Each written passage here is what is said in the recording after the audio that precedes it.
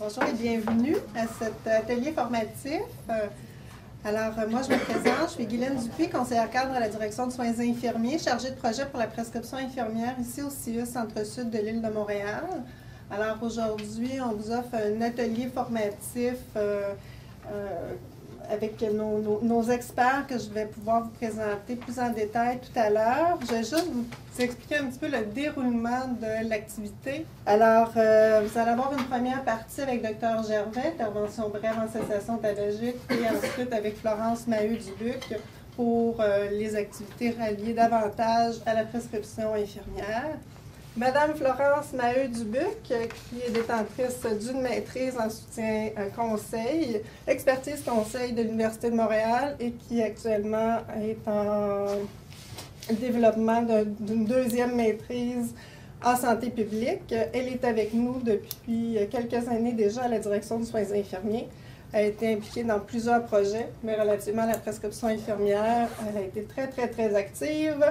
Et elle a été auteure et co-auteure de plusieurs outils relatifs au déploiement de la prescription infirmière, et vous retrouvez tous ces beaux outils-là au niveau de l'onglet de la prescription infirmière de notre intranet CIUS. Donc voilà, bonne formation. Donc, je me représente. Mon nom, c'est Florence Maheu-Dubuc et j'ai été impliquée beaucoup dans la dernière année dans le déploiement de la prescription infirmière. Donc, moi, vraiment, mon expertise, c'est pas tant la cessation tabagique, quoique, à force de travailler dans ça, j'ai fini par comprendre un peu comment ça fonctionnait. Donc, ça donne espoir à ceux qui en ont jamais fait. Inquiétez-vous pas, ça vient. Là. On finit par comprendre très bien les concepts. Mais moi, je peux plus vous aider aujourd'hui par rapport à vraiment la prescription. Donc, c'est sûr qu'on va revoir la directive clinique ensemble aujourd'hui. C'est pourquoi je vous avais demandé de la porter. Je vais aussi la projeter à l'écran pour qu'on puisse la voir, mais c'est le temps de prendre des notes, puis ça sera votre document de référence par la suite. Mais aussi, je vais vous présenter tous les outils qu'on a fait pour vous au CIUS ici, que vous savez peut-être même pas qu'ils existent. Et là, je mets ça entre vos mains. Répandez la bonne nouvelle auprès de vos collègues. Ces outils-là sont faits pour être utilisés. Puis, vous le savez, là, on est un grand CIUS. C'est difficile, des fois, au niveau de la communication, de dire à tout le monde ce qui existe. Bien, allez-y, dites-le à vos collègues qui prescrivent la TRN, mais aussi par rapport aux autres activités de prescription. Je vais vous montrer un peu où ils sont dans notre intranet.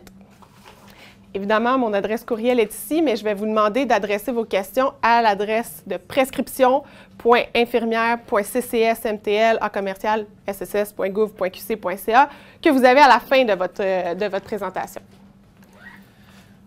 Donc, là, voilà, la directive clinique de l'Ordre des infirmières. C'est le document de référence pour les prescriptrices au Québec, pour les infirmières prescriptrices au Québec. Est-ce qu'il sera mis à jour un jour? Probablement. Aujourd'hui, je vais vous souligner quelques petites coquilles qu'il y a eu dans la directive que c'est Dr Gervais qui nous a fait réaliser. C'est beaucoup au niveau des dosages pour les gommes, les pastilles et tout ça. Donc, s'il y aura une mise à jour un jour, probablement que ça sera arrangé. Inquiétez-vous pas, ce n'est pas des gros changements. C'est une directive clinique. Ce que ça veut dire, c'est que l'Ordre s'attend à ce que vous vous référiez à cette directive-là. Ce n'est pas un protocole. Donc, vous n'avez pas à appliquer tel quel ce qui est écrit. C'est pour ça que, contrairement à, par exemple, ITSS et contraception, ça, c'est des protocoles pour les activités de prescription infirmière. On ne peut pas déroger. La directive clinique, vous avez une latitude. Donc, quand on parlait tantôt de 2 timbres, dans ça, on ne parle pas de qu'est-ce qui arrive si notre patient continue de fumer pendant qu'il y a ces thérapies de remplacement de la nicotine et tout ça. C'est votre jugement clinique qui doit entrer en ligne de compte aussi. Évidemment, si vous n'êtes pas à l'aise, vous ne le faites pas. Ça, c'est vraiment la ligne directrice de la prescription infirmière, c'est la responsabilité professionnelle. On ne prescrit pas quelque chose si on n'est pas 100% à l'aise avec ce qu'on prescrit, surtout si on sort un peu hors cadre de ce qu'il y a dans la directive clinique.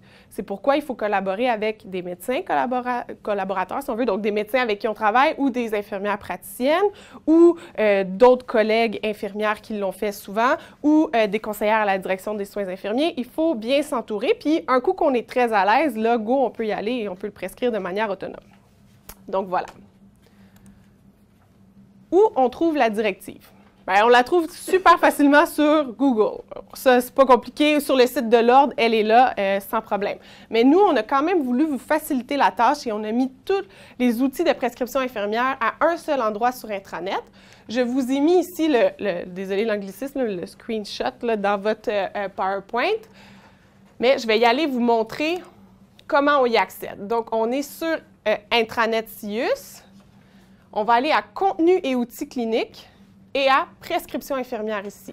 Si vous ne savez plus où aller, dans la barre de recherche, si vous inscrivez Prescription infirmière, la première page que ça vous donne, c'est directement celle-là. Donc là, on descend. Vous verrez qu'ici, ceux qui n'ont jamais vu cette page-là, je vous dis, allez vous promener parce qu'il y a vraiment beaucoup d'outils qui peuvent être utiles pour vous. Et nous, aujourd'hui, on va seulement se concentrer sur ceux qui touchent la thérapie de remplacement à la nicotine. Donc, on continue à descendre. Les activités de prescription infirmière, puis vous les avez ici, thérapie de remplacement à la nicotine, en cliquant dessus. Vous verrez qu'il y a déjà une capsule vidéo qui est déjà là, qui est en fait un peu ce que je vous partage aujourd'hui. Vous êtes chanceux, vous l'avez en live. Éventuellement, il y aura aussi la captation d'aujourd'hui qui sera à cet endroit. Ensuite, si on descend, vous avez des outils. En fait, ce qu'on fait, nous, c'est qu'on va chercher des sites Internet extérieurs, des liens qu'on trouve intéressants, puis on les met dans notre boîte à outils. Donc, par exemple, vous avez des outils pour le counseling en abandon du tabac. Bien, là, je vous en donne juste un parce qu'on va les voir là, au fur et à mesure. Bien, vous avez le lien vers le site web J'arrête. Donc, on vous a facilité la tâche. C'est une section qui est évolutive. Aujourd'hui, il y a ça. Si quelqu'un, après, nous écrit à l'adresse de prescription infirmière puis nous dit hey, « ça serait super intéressant que vous mettiez le lien vers tel site », bien, on va essayer de le rajouter. Donc, c'est vraiment, il faut que vous participiez si vous voulez qu'on ajoute plus d'outils aussi. Mais où je voulais en venir, c'est ici, au document de référence. La directive, elle est ici. Donc, si jamais un jour le lien ne fonctionne plus, parce que des fois ça arrive, hein, si l'Ordre change un peu le lien pour aller à son site, on n'y aura plus accès, écrivez-nous pour qu'on puisse le mettre à jour. Donc, je reviens à ma présentation PowerPoint. Voilà. Donc, document de référence, la directive, elle est là. Je vous l'avais mis dans votre PowerPoint.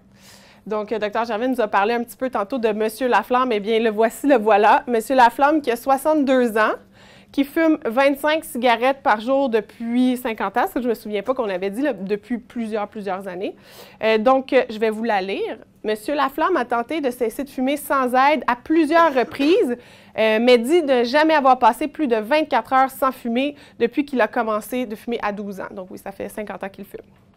Il a essayé des timbres de nicotine il y a 1 an, mais il n'a pas réussi à cesser complètement et il a enlevé le timbre après 2 jours parce qu'on lui avait dit de ne pas fumer en même temps qu'il l'utilisait. Là, il se sentait mal, il a commencé à fumer, il avait son timbre, fait qu'il l'a enlevé. Il dit que ça n'avait pas beaucoup diminué ses envies de fumer et qu'il veut que vous lui prescriviez la pilule pour cesser de fumer. Il a vu les annonces à la télé, là, le champ quelque chose. C'est ça qu'il veut. Il est très inquiet parce que son médecin vient de lui apprendre qu'il souffre d'une maladie pulmonaire obstructive chronique, donc d'une MPOC, et il dit qu'il faut qu'il cesse maintenant de fumer. Donc, gardez monsieur Laflamme en tête, OK? Donc, la directive clinique infirmière, elle est séparée, si on veut, en 6 étapes. Vous allez voir, c'est la démarche clinique infirmière logique, là. On commence par l'évaluation, puis on termine par le suivi. Puis il y a tout entre les deux. On va décortiquer ces étapes-là aujourd'hui. Donc, l'évaluation. La première étape, c'est l'évaluation du fumeur. Dans votre directive clinique que vous avez en main, à l'annexe A, donc la directive de l'Ordre, à l'annexe A, on vous propose un formulaire d'évaluation. Vous pouvez l'utiliser, il n'y a aucun problème. Par contre, vous ne pouvez pas l'utiliser en tant que tel, écrire dessus à la main, puis l'envoyer aux archives pour le faire déposer dans le dossier du patient. Les archives vont le refuser parce qu'il n'y a pas de code barre dessus. Ce n'est pas un formulaire qui est approuvé au CIUS, si on veut. Mais vous pourriez l'utiliser comme aide-mémoire quand vous faites votre note infirmière. Ça, il n'y a pas de problème. Par contre, on s'est dit, bien, on va en créer un formulaire pour les infirmières. Ça va être plus simple. Ils vont pouvoir l'utiliser directement, puis il va être CIUS. On va le rendre disponible autant à la main, donc en format PDF, qu'éventuellement, il sera déposé sur les plateformes que vous utilisez, Oasis, GDE et tout le tralala. Là, il y en a plusieurs. Voilà. Vous avez une grande primeur aujourd'hui, je vous le présente, mais il n'est pas encore approuvé par les archives. Il est encore dans quelque part dans les cieux et sous peu, on espère, il sera disponible pour vous. OK? Donc, vraiment, faut pas. Bien, de toute façon, vous avez juste une toute petite photo dans votre document. Je ne pense pas que vous allez l'utiliser, mais il n'est vraiment pas adéquat encore. Mais le contenu ne devrait pas changer énormément. OK? Si demain, vous voulez prescrire une thérapie de remplacement à la nicotine, empêchez-vous pas de le faire parce que vous n'avez pas le formulaire, là. Vous pouvez faire une note d'évolution au long sans problème. Voilà. Donc, selon vous, et là, je vais vous demander de le dire très fort pour qu'on vous entende bien à la caméra et de lever la main pour pas que ça soit cacophonique. Qu'est-ce qu'on doit évaluer chez un usager comme chez M. Laflamme, là, par exemple, qui vient nous voir? Qu'est-ce qu'on doit évaluer d'abord? Les antécédents médicaux, les médicaments qu'il prend, ses allergies, son statut de fumeur. Donc, qu'est-ce qu'il fume, à quelle fréquence il le fait, depuis combien de temps il fume, est-ce qu'il fume une cigarette dans les 30 premières minutes avant de se lever. On en a parlé tantôt que ça nous donne un indice sur le niveau de dépendance à la nicotine. Est-ce qu'il y a autre chose qu'on voudrait évaluer? Tout à fait. Dr. Javet parlait tantôt de l'échelle de motivation et l'échelle de confiance. Donc, on demande à l'usager de coter de 0 à 10 son niveau de motivation à cesser de fumer, mais aussi son niveau de confiance en ses capacités. Donc, de 0 à 10, c'est quelque chose qui peut être utilisé. Tout à fait. Avez-vous d'autres idées? Autre consommation, donc alcool, drogue, etc. Tout à fait. Est-ce que c'est un usager qui a déjà fait des tentatives antérieures d'abandon du tabac? Avec quoi il avait tenté d'arrêter de fumer? Est-ce que ça a fonctionné? Ou bien, s'il est dans votre bureau, c'est parce que éventuellement, il a rechuté? Tout à fait. Donc, c'était toutes des bonnes réponses. Il y a d'autres choses aussi qui s'ajoutent dans le formulaire. Dans le fond, je vais aller voir rapidement avec vous chacune des sections, mais je ne vais pas voir chaque ligne, là. Mais celui-là, on en a parlé. Donc, toute l'histoire de santé, les médicaments, les antécédents personnels, ça va nous guider sur les contre-indications des diverses thérapies de remplacement à la nicotine. Si notre usager, on va les voir tantôt, c'est quoi les contre-indications, mais il y a certaines pathologies ou certains antécédents qui doivent tout de suite sonner des cloches dans votre tête puis dire « OK, on oublie tel type de thérapie de remplacement à la nicotine » ou je vais avoir besoin de référer à un médecin ou une IPS parce que moi, en tant que prescriptrice, je ne peux pas le prescrire. On va voir ça tantôt. Tout par rapport au statut tabagique dont on a parlé, on va aller évaluer ça. Ensuite, l'expérience avec les anciennes tentatives d'abandon du tabac, la motivation, la confiance. Et on va aussi faire un examen physique. Donc, par exemple, prendre le poids, prendre la pression. Il est dans notre bureau, on va en profiter là, pour voir comment ça va à ce niveau-là. Et voilà. Donc, les contre-indications, on veut voir s'il y a des contre-indications. D'ailleurs, c'est la prochaine étape. Les contre-indications. Et là, vous allez voir que tantôt, Dr. Javet a parlé de certaines contre-indications dans les monographies des produits. Ce ne sont pas nécessairement les mêmes contre-indications à ce qu'une infirmière prescriptrice prescrive une thérapie de remplacement à la nicotine. Et ça, vous allez voir, elles sont super bien indiquées dans la directive clinique. Donc, avant de vous amener dans cette diapositive-là, je vais vous amener à la directive clinique que j'ai ouverte ici. Donc, je saute la première étape qui était l'évaluation qu'on vient de voir. Contre-indications et limites. Et là, je vais l'ouvrir pour qu'on voit bien. Donc, il y a d'abord des contre-indications, ce qu'on appelle générales, pour lesquelles une infirmière prescriptrice ne peut jamais prescrire une thérapie de remplacement à la nicotine. Donc, si on a un usager qui a ces situations-là, c'est médecin ou IPS, vous ne pouvez pas lui prescrire. Donc, on parle d'un mineur de moins de 14 ans sans consentement du titulaire de l'autorité parentale, évidemment. Personne qui prend du Champix ou du Zyban ou d'autres médicaments pour cesser de fumer. Tantôt, dans la première partie, on a dit que ça pourrait être utilisé des fois, une aide antitabagique et le Zyban ou le Champix. L'infirmière prescriptrice ne peut pas le faire. Si un médecin ou une IPS décide de le faire, ça c'est autre chose, mais vous ne pouvez pas le faire. Un diagnostic d'infarctus du myocarde ou d'AVC au cours des 2 semaines précédentes. OK? Okay? Donc, on ne parle pas d'un AVC d'il y a 20 ans ou d'un infarctus il y a 20 ans. Là, on parle de quelque chose de très aigu. Là, dans ce cas-là, on va référer à un médecin ou une IPS.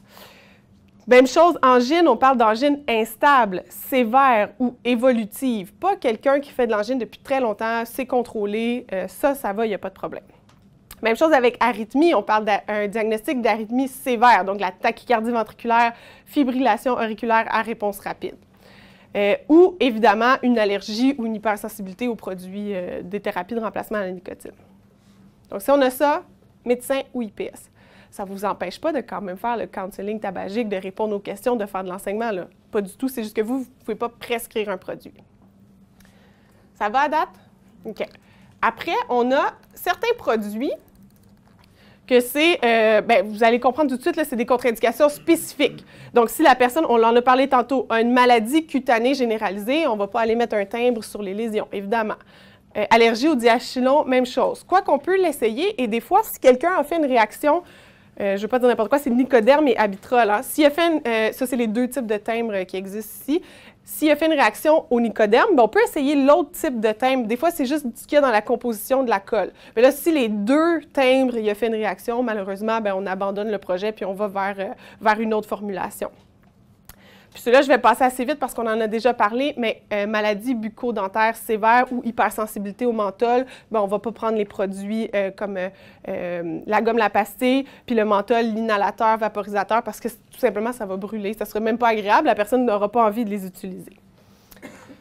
Ensuite, vous avez des mises en garde. Les mises en garde, ça le dit. C'est une mise en garde. Ce n'est pas une interdiction de prescrire. C'est juste qu'avec ce type d'usager, vous devez faire un enseignement un petit peu plus approfondi, prescrire avec prudence. Et si vous n'êtes pas à l'aise, c'est médecin ou IPS ou une collègue qui est peut-être plus expérimentée. On parle des personnes asthmatiques ou MPOC avec l'inhalateur et le vaporisateur. Parce qu'on a ça aussi, on le répète, là, mais c'est parce que c'est vraiment important. Des fois, on a tendance à faire... Et là, on va tout absorber le produit, on inhale le produit et ça peut créer un bronchospasme. Là. Donc, ça peut devenir assez grave pour les asthmatiques et les MPOC. Si on enseigne bien le produit, si quelqu'un, par exemple, qui n'aime pas, qui dit « Non, moi, c'est vraiment le vaporisateur que je veux », c'est correct, vous avez le droit, c'est une mise en garde, vous avez le droit de le prescrire, mais il faut bien enseigner que c'est dans la bouche que ça doit se faire. Vraiment, c'est le push-push qui est important et non l'inhalation. Pour les fumeurs occasionnels, ce qu'on veut dire par fumeur occasionnel, c'est un fumeur social. Il fume juste quand il y a des parties ou il fume juste une fin de semaine sur deux quand il boit de l'alcool avec ses amis qui sont fumeurs. Ces gens-là, on ne privilégie pas. En fait, la TRN n'est pas indiquée pour ces usagers-là. On devrait seulement favoriser un counseling d'abandon d'usagisme, puis bien enseigner, puis donner peut-être des ressources. Mais la TRN, on pourrait créer une surdose, justement, là, de donner trop de nicotine. Voilà. Et même chose pour les personnes qui fument moins de 10 cigarettes par jour. Il faut faire vraiment attention parce que si on donne trop de nicotine, ça va créer des nausées, des vomissements, tout ce qu'on a nommé tantôt, des sueurs froides. Donc, on va devoir l'évaluer. Puis, on va le voir à la fin dans notre suivi. Là, ça va être peut-être d'autant plus important de faire un suivi assez serré avec ces patients-là. Comment évaluer les signes de sevrage puis de surdose, on va les voir à la fin, inquiétez-vous pas.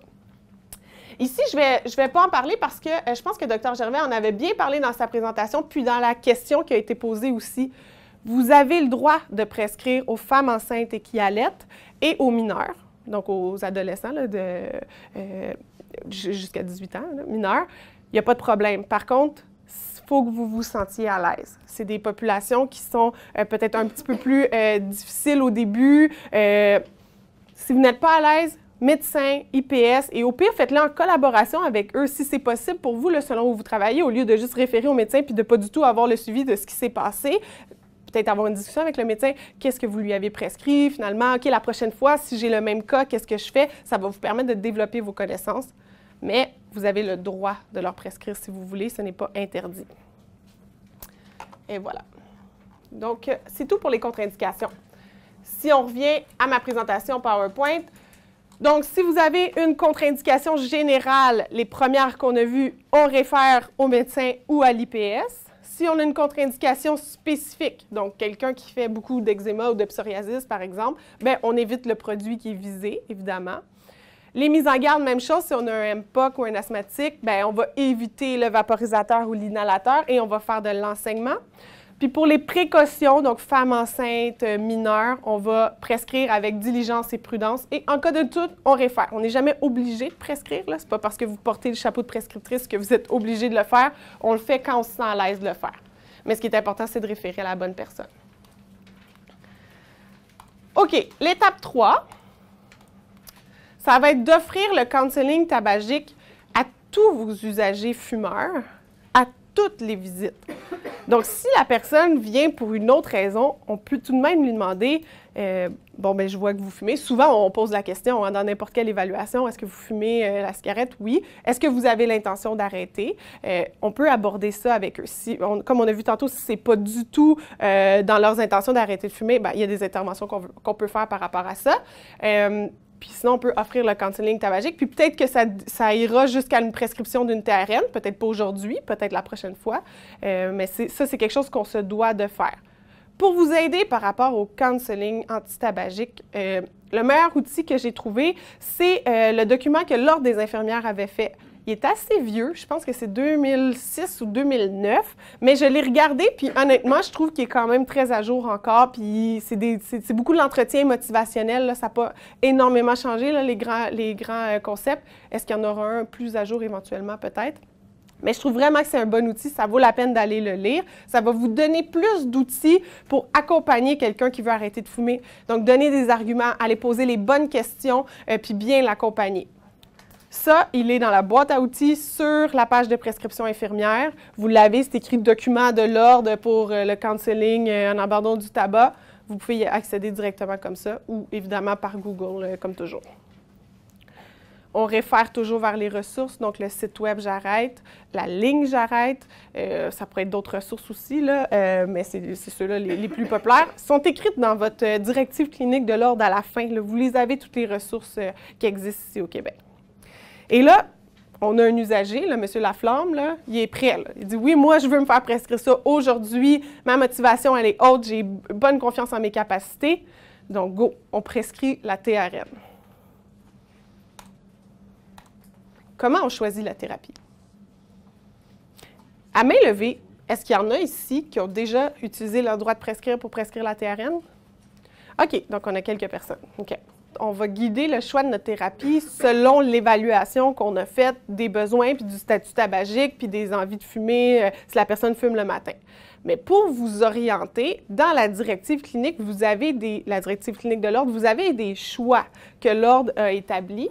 Donc, on a premièrement une section pour les fumeurs de 10 cigarettes et plus. Et dans cette section-là, vous avez 3 options. Donc, utilisation simultanée de 2 formulations de TRN. Et ça, c'est l'option à privilégier. Ce qu'on veut dire par 2 options de TRN, c'est un timbre plus un PRN, donc gomme, pastille, inhalateur ou vaporisateur. C'est vraiment le choix à privilégier. On pourrait utiliser une seule formulation. Si c'est le choix de l'usager que lui, il préfère utiliser seulement le timbre, c'est correct aussi. Vous avez le droit de le prescrire. Ou on peut faire 2 formulations consécutives. Ce qu'on veut dire, c'est qu'on dit bon, que dans la directive clinique, on parle que le temps de la thérapie de remplacement de la nicotine, c'est 12 semaines. On a appris que ça pourrait dépasser le 12 semaines, mais on parle de 12 semaines parce que c'est le 12 semaines que c'est remboursé par le Régie d'assurance maladie du Québec. Bien, on pourrait prescrire le timbre pour les 6 premières semaines, puis après, si la personne dit « ben moi, je me sens bien à aller juste aux gommes », on pourrait aller juste aux gommes, par exemple. Voilà. Vous avez ensuite une section pour les fumeurs de 10 cigarettes et moins. Puis, vous avez une section pour les personnes qui désirent réduire graduellement leur habitude de tabac, leur consommation de tabac. On va les voir après. Donc, je vous amène à la directive clinique. C'est important pour moi que vous voyez vraiment la directive clinique et non juste le PowerPoint parce que c'est ça votre outil. Avant de tomber au choix de la thérapie, vous avez ici un tableau qui ressemble beaucoup au tableau qu'il y avait dans la présentation avec tous les produits, est-ce qu'ils sont remboursés, les dosages, la quantité absorbée, mais ça, on a tout vu ça précédemment, mais vous l'avez ici dans un seul tableau. Puis, bon, on parle du dosage maximum par jour. Dr. Gervais me disait que pas obligé de trop s'en préoccuper. Là. Si la personne a besoin de le prendre, bien, elle le prend, puis il n'y a personne qui s'est rendu malade parce qu'il en prenait trop. S'il n'y en a plus besoin, il n'y en a plus besoin, il arrête de le prendre. Donc voilà, je continue à descendre. Et c'est là qu'on arrive, choix de thérapie. La première, donc personne qui fume 10 cigarettes et plus, ça risque d'être la grande majorité de vos patients, on s'entend là. La première option, on utilise 2 médicaments. Et c'est là qu'il y a des petites corrections à faire dans votre directive clinique. Quand vous allez aller à la gomme ici, la première correction, la gomme, donc on parle de 2 mg, mais en fait, il y a des 4 mg aussi. Ils ont comme oublié de mettre le 4 mg, donc c'est 2 mg ou 4 mg. Donc, rajoutez-le à la main, s'il vous plaît. Donc, les gommes, 2 mg ici. Attendez, je vais le faire comme ça va être encore mieux. Ici, 2 mg ou 4 mg. Ensuite, pour les pastilles, dans le fond, c'est les pastilles Thrive qui sont 1 ou 2 mg. Mais les pastilles Nicorette, on se souvient, est-ce que les pastilles Nicorette sont remboursées? Non. Mais les pastilles Nicorette, vous pouvez rajouter que c'est du 2 mg ou 4 mg. Vous avez le droit de la prescrire, même si c'est non remboursé. Là, si vous discutez avec votre patient et que c'est ça qu'il veut quand même, bien... Et voilà. Donc, ça, c'est les 2 corrections à faire pour cette diapo-là. Donc, c'est assez bien fait, là, honnêtement. Vous avez le timbre en haut, les dosages, puis vous avez toutes les autres aides qui peuvent être utilisées ici. Ensuite, si on va à la prochaine option, bien, c'était un seul médicament. Je vais vous dire s'il y a des... Non, il n'y a pas de changement à faire dans celui-là. Il n'y avait pas d'erreur. Et 2 médicaments consécutifs aussi. Le même principe, c'est les mêmes dosages. Là. Je ne vais pas les voir un par un. Là. Voilà. Ensuite, on tombe à ceux qui fument moins de 10 cigarettes par jour. Et ici aussi, il y a un petit changement à faire. Donc, pour les personnes qui fument moins de 10 cigarettes par jour, on ne fera pas l'association de 2 TRN. Ça va être seulement un choix qu'on va utiliser. Donc, c'est le choix A ou le choix B ou le choix C, D, ou je pense que ça va jusqu'à E. Quoi qu'on a vu que l'inhalateur, ce n'est pas quelque chose qui est très, très populaire, là, donc vous pouvez relativement l'oublier, celui-là. Mais bon, il est quand même là. Et l'erreur qu'il faut changer, c'est toujours la même erreur par rapport à la pastille. Vous avez pastille, Thrive ou Nicorette, on a mis 1 ou 2, mais on sait que Thrive, c'est 1 et 2 mg. Et Nicorette, qui est non remboursé, c'est 2 ou 4. Donc, il y a une petite erreur ici qu'il faut aller changer. Est-ce que tout le monde suit? Oui? OK, parfait. Ensuite, on s'en va à notre personne qui désire réduire graduellement sa consommation de cigarettes. Elle n'est pas prête aujourd'hui, mais elle aimerait ça tranquillement changer ses habitudes. Donc, ce qu'on va lui dire, c'est qu'on va lui suggérer de continuer à fumer, mais tranquillement, de changer au courant de la journée une cigarette par soit une gomme ou une pastille. Et encore une fois, toujours la même... en fait, non, ici, ils l'ont bien écrit, c'est juste qu'il faut savoir que c'est le Thrive, que c'est 1 ou 2, et c'est la Nicorette qui est 2 ou 4. C'est juste ça, mais au moins, ils l'ont écrit les 2. Donc, tranquillement, on change une cigarette par soit une gomme ou une pastille. Éventuellement, ce sera peut-être 2 cigarettes par 1 ou 2 pastilles. En fait, le but, c'est d'amener cette habitude-là tranquillement, de s'habituer avec la manière de mâcher la gomme, de sucer la pastille. Ici, vous avez des exemples un peu d'étapes. Donc, on vous dit, au cours des 6 premières semaines, remplacez une cigarette par une gomme. Ensuite, entre la 7e semaine et la fin du 4e mois, on dit en fait que l'objectif, ça serait d'avoir diminué sa consommation de cigarettes de moitié. Donc, d'avoir remplacé la moitié des cigarettes par des gommes. Donc, si au début, il fumait 20 cigarettes, bien, s'il est rendu à 10, on considère que ça va bien. Puis ensuite, éventuellement, c'est de cesser complètement de fumer pour les mois suivants. C'est des exemples. Hein. Les semaines, les mois, l'important, c'est que la personne diminue sa consommation de cigarettes. Si ça prend plus de temps, ben, c'est pas grave. Au moins, elle en prend de moins en moins, puis il faut l'encourager. Voilà. Comment on écrit notre ordonnance? Parce que ça, c'est des questions qu'on a vraiment souvent à la direction des soins infirmiers. C'est beau, là, je sais qu'est-ce que je veux prescrire, mais j'ai aucune idée comment l'écrire. Puis ce qu'on va faire, c'est qu'on va faire un exercice. Sur votre chaise, j'avais mis un formulaire d'ordonnance de l'infirmière. OK, c'est celui qui est utilisé pour la constituante Jeanne Mance, mais c'est le même partout, là. En fait, c'est pas compliqué, c'est des lignes, hein? Donc, j'aimerais que vous fassiez l'exercice pour Monsieur Laflamme, qu'on savait qu'il fume 25 cigarettes par jour depuis 50 ans. Qu'est-ce qu'on va lui prescrire? OK, donc j'ai entendu un timbre de 21 mg. Pourquoi 21 mg? Parce que M. Laflamme fume plus de 10 cigarettes par jour. Donc, on devrait commencer avec le timbre de 21 mg, tout à fait, si on veut être sûr que, bien, en tout cas, augmenter nos chances que ça fonctionne, tout à fait. Donc, le timbre de 21 mg. Est-ce que vous restez juste avec le timbre de 21 mg? Oui, sur 24 heures, oui. Mais mettons qu'on fait juste choisir qu'est-ce qu'on va lui prescrire. Après, on verra comment on l'écrit. Qu'est-ce qu'on lui prescrit? Le timbre plus, j'entends pastille, gomme. Qui dit pastille? Pastille, c'est remboursé. Qui dit gomme? Bien, gomme aussi, c'est remboursé. Oui, mais elle n'est pas pareil. Exactement. On va s'ajuster en fonction de ce que veut l'usager, mais comme Dr Gervais a dit, on va favoriser la pastille parce que, premièrement, l'absorption est plus rapide. Il y a une plus grande absorption au niveau de... Oh là, ça a l'air que je dis quelque chose qui n'est pas vrai. Ça se prend mieux, surtout. La gomme, on a tendance à la mâcher, puis on avale la nicotine. Parce qu'on est habitué à une gomme, on mâche. Une pastille, on est habitué, on la suce. Donc là, vraiment, on augmente nos chances qu'il y ait plus de nicotine qui soit absorbée et non avalée. Mais si la personne veut une gomme, on peut lui donner une gomme. Mais mettons que M. Laflamme, c'est des pastilles qu'il veut. Il est bien d'accord avec vous que ça va être plus facile à prendre. OK, pastille, mais si on écrit juste pastille, le pharmacien va nous rappeler. Non, mais pastille... Bon, on a de la 1, de la 2, de la 4. Laquelle on va choisir? Ça dépend de notre usager. S'il veut payer, on peut bien donner la 4. Mais ce qu'on a vu, c'est que la Thrive, qui est remboursée, la 2 mg, il y a presque une absorption égale à la 4 de Nicorette. Donc, dans le fond, même s'il y a juste 2 mg, il en absorbe presque autant. Donc, pourquoi on irait vers celle qu'il faut payer, rendu là?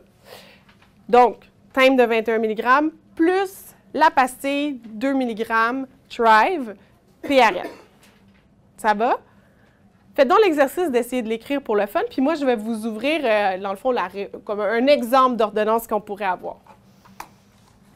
À la Direction des soins infirmiers, on vous a produit un guide pour vous aider à rédiger vos ordonnances de prescription infirmière. Donc, c'est bon pour la thérapie de remplacement à la nicotine, mais c'est bon pour les autres activités de prescription infirmière si vous êtes intéressé un jour. Il est sur Intranet, ce guide-là. Tantôt, j'étais ici, là, dans les activités de prescription infirmière. Je descends un petit peu plus bas. Donc, ici, outils pour l'infirmière prescriptrice. Vous avez un guide pour vous aider à rédiger vos notes d'évolution. On n'en parlera pas aujourd'hui, mais allez-y, allez le lire pour le fun, ça pourrait toujours être utile. Surtout en attendant le formulaire de TRN, là, vous avez un gabarit ici pour vous aider à écrire votre note. Vous pouvez faire copier, coller directement, puis juste remplacer les informations que vous avez besoin. Donc ça, c'est votre devoir d'aller le regarder, celui-là. Mais nous, on va regarder le guide pour vous aider à rédiger vos ordonnances. Donc, le deuxième point, je vais l'ouvrir ici. Moi, je l'avais déjà ouvert, puis je l'avais déjà ouvert à la bonne page, en fait. Donc, voici un exemple d'ordonnance de l'infirmière. Donc, on avait... Ça peut changer. Tantôt, Dr Gervais a dit, moi, je n'ai pas tendance à prescrire pour 12 semaines parce que je vais revoir mon usager. Là, on a beau y prescrire le timbre de 21 mg. Est-ce que, même si on dit, OK, je vous le prescris pour 6 semaines, bien, ça se peut qu'on le voit dans 4 semaines puis qu'ils disent, hey, j'ai pas pris de gomme, c'était bien correct pour moi comme ça. Bien, on pourrait tranquillement vouloir aller vers le 14 mg puis de laisser des gommes ou des pastilles. Le but, c'est d'éventuellement tomber au plus faible timbre, là, ou à l'utilisation juste des pastilles, par exemple. Donc, on commence avec une prescription comme ça. On pourrait prescrire le timbre pour 3 semaines, puis dire, monsieur, je vous revois dans 3 semaines. Donc, le timbre plus la pastille, là, puis dire, je vous vois dans 3 semaines. Sauf que s'il ne vient pas à ce rendez-vous, ce monsieur-là, là, il n'y a pas sa prescription. Fait que c'est pour ça que c'est à vous de voir selon l'usager que vous avez devant vous. Si c'est quelqu'un, vous savez, là, il est toujours là à ses rendez-vous, il n'y en aura pas de problème. Vous pouvez prescrire vraiment seulement jusqu'au prochain rendez-vous. Sinon, vous prescrivez pour les 12 semaines et au pire, la prochaine fois qu'il revient vous voir, bien, vous cessez cette prescription-là puis vous en refaites une autre qui va remplacer l'ancienne. Ça vous va? Là, moi, je suis vraiment allée... Mettons que c'est quelqu'un, là, vous ne savez plus si vous allez le revoir, fait qu'on essaie, c'est comme une petite recette là, qu'on utilise, ça ressemble beaucoup à, je pense, à ce que Dr. Gervais vous montrait tantôt. Donc, le timbre Nicoderm, un timbre dié de 21 mg, donc 6 semaines à 21 mg, puis 4 semaines à 14 mg, puis 2 semaines à 7 mg. Ça serait comme notre option parfaite. C'est probablement pas ça qui va arriver, mais on peut commencer avec ça. Et pastille Thrive 2 mg, prendre une pastille PRN si envie de fumer. On est supposé écrire, quand on est supposé de mettre pourquoi on met. Tu sais, PRN, là, techniquement, si on se fie au guide des ordonnances pour le Collège des médecins, il faut aller plus loin que juste écrire PRN. Il faut écrire PRN de quoi? Donc, PRN si envie de fumer, PRN si vomissement, PRN si douleur, par exemple. On est supposé d'aller jusque-là. Moi, je vous ai mis vraiment l'exemple parfait, là, mais PRN si envie de fumer. Puis moi, j'avais mis maximum 20 pastilles diées parce que c'est ce qui est écrit dans notre directive clinique. Par contre, Dr. Gervais me dit que cette section-là, le maximum, pas besoin nécessairement de l'écrire. C'est à vous de voir si vous voulez l'écrire ou non. OK? Donc, ça devrait ressembler à ça, une ordonnance. Évidemment, on raye la section qu'on n'utilise pas et, le plus important, la signer à la main. Parce qu'on est habitué, là, souvent on fait ça à l'ordinateur, toutes nos informations s'inscrivent, mais on doit absolument la signer à la main, sinon le pharmacien va la refuser. Est-ce que ça va pour ça? Oui? Est-ce que le pharmacien va vraiment donner la quantité que tu as prescrit pour ces 12 semaines d'emblée? J'espère que non. Est-ce que c'est ce qu'il fait? Finalement, il donne pour un mois. OK, ouais, c'est ça. On prescrit 4 semaines ouais. Renouvelables. On peut mettre 4 semaines les 2 fois. Mais ouais. Je sais qu'ordinairement, ils aiment bien les 4 semaines. C'est souvent ça qui fonctionne 4 semaines, mais je sais que des fois, vous les reverrez peut-être pas, vos patients. Mais dans une TRN, là, il faut qu'on assure un suivi pour ajuster. Si ce n'est pas vous qui le faites, il faut qu'il y ait quelqu'un, un autre professionnel qui soit prêt à prendre la relève là, à votre place. OK? Donc là, on a écrit notre ordonnance. Prochaine étape, l'enseignement. Bon, évidemment, on peut faire l'enseignement avant d'écrire notre ordonnance, là, ça, il n'y a pas de problème, mais vraiment, dans la directive clinique, ce qu'on dit, c'est que vous devez renseigner l'usager. Il faut lui expliquer ça, là. On commence par des 21 mg parce que, on n'est pas nécessairement obligé d'utiliser les termes, mais on peut dire on commence par la dose la plus forte parce que vous fumiez plus de 10 cigarettes, mais on va s'ajuster. Il faut qu'ils comprennent ça, que le but, c'est de s'ajuster, d'être à l'écoute de ses besoins. Est-ce qu'il a remarqué que dans la dernière semaine, il a pris beaucoup moins de pastilles? Bien, tant mieux, peut-être que là, on pourra diminuer. Donc, il faut qu'il vous aide, mais évidemment, il faut que vous lui enseigniez ça. Le mode d'emploi de chacune des thérapies de remplacement à la nicotine, Dr. Gervais en a parlé un peu. Dans votre directive clinique, à l'annexe B, vous avez pour chacun des types de thérapies de remplacement à la nicotine le mode d'emploi. Puis, je vous dirais même que dans notre boîte à outils sur prescription infirmière, on a rajouté aussi un site, là, c'est aperçu des différentes thérapies de remplacement à la nicotine. Si vous cliquez là-dessus, là, vous êtes en business. Là. Ça explique vraiment bien comment ça fonctionne, comment les utiliser. On va parler à l'usager des effets secondaires possibles. Donc, je vous ramène à votre PowerPoint. Au début, Dr. Gervais en a parlé, c'est quoi les effets secondaires possibles de chacun des types de thérapie. Les éléments de surveillance particulière, puis surtout les indications de revoir l'infirmière ou le médecin s'il y a un problème, ou même, je vous dirais, oui, indication de vous revoir, mais aussi, s'il y a des fortes envies de fumer, bien, appelez la ligne J'arrête. Il n'y a peut-être pas besoin de prendre un rendez-vous au CLSC tout de suite, là, de donner des ressources pour que la personne se sente outillée. Je passe vite pour l'enseignement parce que je pense que ça va assez bien à ce niveau-là. L'étape 6, le suivi. Surtout en début de thérapie de remplacement de nicotine, on assure un suivi serré avec notre usager parce que c'est ça qu'il a besoin. Ça peut se faire par téléphone. T'sais, oui, peut-être qu'on peut céduler un rendez-vous dans 4 semaines avec l'usager, mais dire, regardez, la semaine prochaine, là, je vais vous appeler, voir comment ça va. Est-ce que vous acceptez? Oui, parfait. On prévoit un petit rendez-vous téléphonique.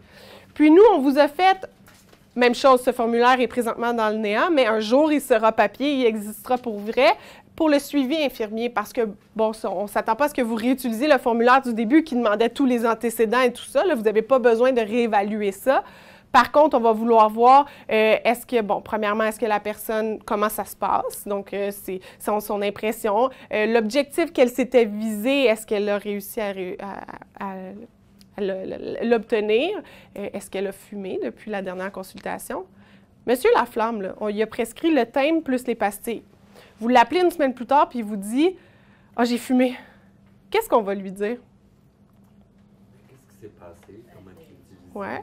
Pourquoi qu'il OK, fait qu'on va aller évaluer qu'est-ce qui s'est passé, comment ça s'est passé, mais on lui dit d'arrêter ses timbres parce que c'est dangereux? Non, OK? Donc, c'est pas grave de fumer en même temps d'avoir les timbres. On veut qu'il continue à les utiliser. Il ne faut pas qu'il l'enlève s'il se met à fumer. On va aller vérifier, et ça j'en ai parlé, évaluer en fait la présence de symptômes de sevrage et de surdose. Et là, ils sont tous nommés ici et vous les avez toutes dans votre directive clinique aussi. Je ne vais pas tous les nommer là parce qu'il y en a beaucoup puis on en a parlé, là, mais ils sont tous là. Donc, vous évaluez ça avec l'usager.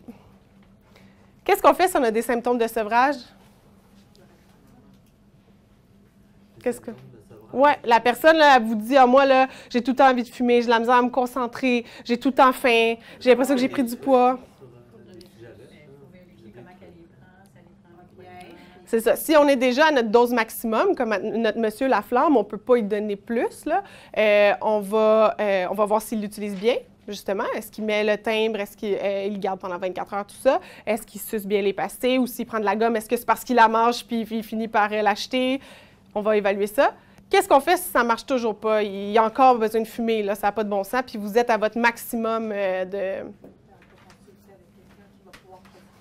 Exactement. On réfère à un médecin ou à un IPS, là, rendu là. Si c'est un grand fumeur qui aurait besoin de 2 timbres, par exemple, techniquement, vous pourriez avoir le droit, parce que la directive clinique ne circonscrit pas exactement le dosage que vous avez le droit de faire.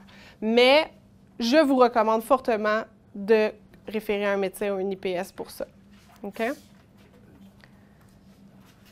Et bon, le reste, dans le formulaire, c'est l'ajustement du traitement. Si la personne était rendue au thème de 14 mg, puis elle vous dit, là, ça n'a pas de bon sens, j'ai tout le temps envie de fumer, j'ai l'impression que je prends 50 gommes par jour, peut-être qu'on peut retourner au 21 mg, hein, là, si on a du jeu, là, évidemment.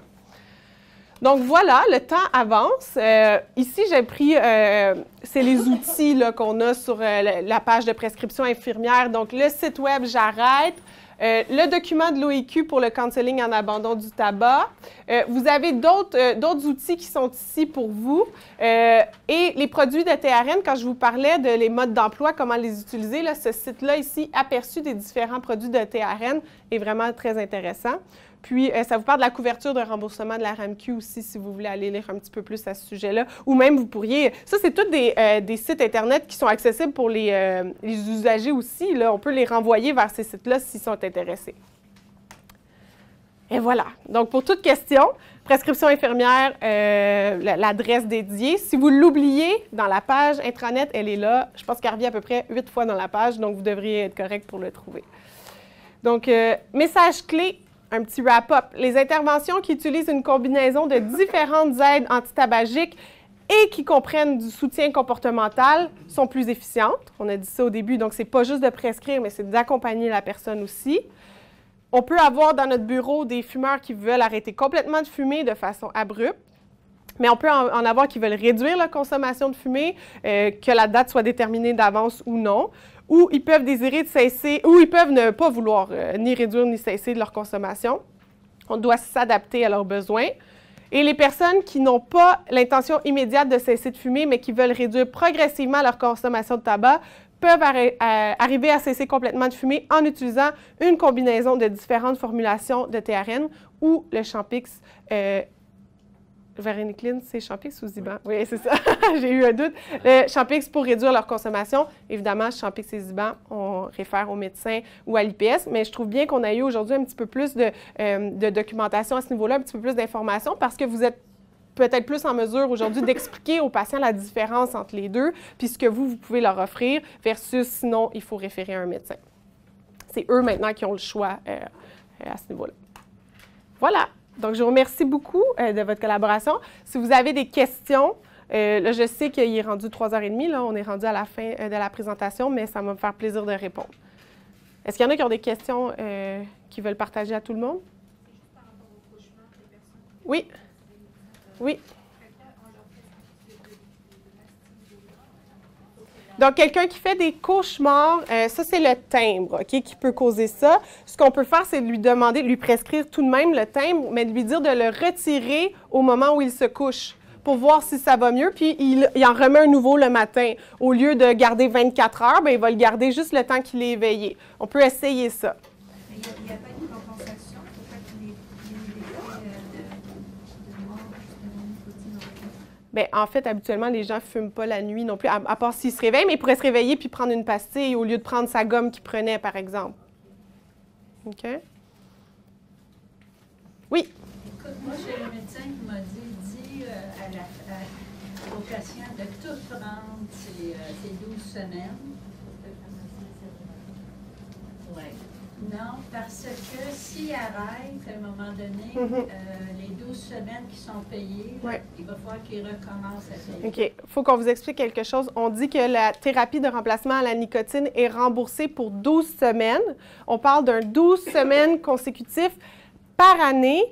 Mais le 12 semaines, il compte dans notre année. Donc, si, par exemple, il a échoué, il doit attendre 1 an à partir de la date où il a échoué. Donc, s'il était rendu à sa 11e semaine, bien, c'est pas la date de début, c'est pas il y a 11 semaines, c'est à partir d'aujourd'hui, ça va prendre 1 an avec que ça soit remboursé.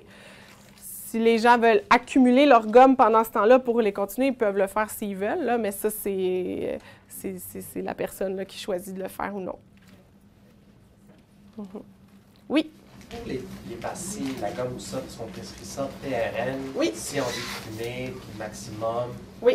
20 par jour, je Oui. veux dire, la personne peut aller chercher, mettons, une boîte par semaine, ou je ne sais pas combien il y en a dans une boîte, il peut en chercher autant qu'il veut à la pharmacie. Docteur Gervais va répondre à cette question. Ah oui, il y a 10. Les gommes Ah oui. ou les pastilles. C'est vrai, 10 par c'est jour vrai. des deux concentrations. OK. Alors, souvent, on évite de prescrire la plus forte, OK. parce qu'il y en a 2 fois plus, puis il y en a 10 par jour de toute façon. Je vais Il y en a répéter la 840 question. Ouais. gommes ou 840 C'est ça. pastilles sur 12 semaines. Donc, 10 par jour pour 12 semaines. Donc, il y a 10 pastilles ou gommes, peu importe la concentration, de rembourser par jour. Si les gens veulent plus, ils doivent payer la différence. Ça va? Donc, je vous remercie beaucoup. Si jamais vous avez des questions, vous pouvez toujours venir nous voir aussi ici. Merci.